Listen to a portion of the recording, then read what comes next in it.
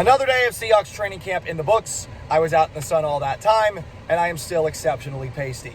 No one cares about that, though. You want to hear about what's going on at Seahawks training camp. Today was the first day without Aldon Smith, who Seattle cut earlier in the day. It's surprising, based off of at least anything that we have seen on the field, because he's actually been playing with the important guys.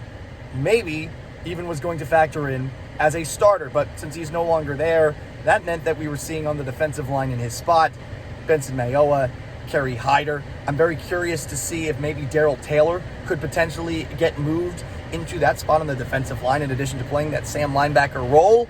Corbin Smith and I from Sports Illustrated talked about that this morning on the Paul Gallant Show. Check out the podcast. And suggested that maybe, with the way that the Seahawks run their bare front, that's something that he could do, and maybe it allows for them to bring KJ right back into the mix. But for now, there's no Aldon Smith anymore, and that's the biggest story that I took away from today. More Russell Wilson, more DK Metcalf.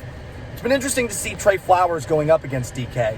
There was a little bit of chirping at the end of one of the plays. I think it's a friendly back and forth, obviously. That's one of the things that takes place in football, trash talk. But Tre Flowers has seemed pretty confident matching up against DK Metcalf, and maybe, just maybe, there is a chance that he could get some real playing time as one of the first two corners, especially with DJ Reed injured at this point in time. As far as other things that we saw, they've got a lot of tight ends, a lot of tight end depth, and we keep on seeing Colby Parkinson.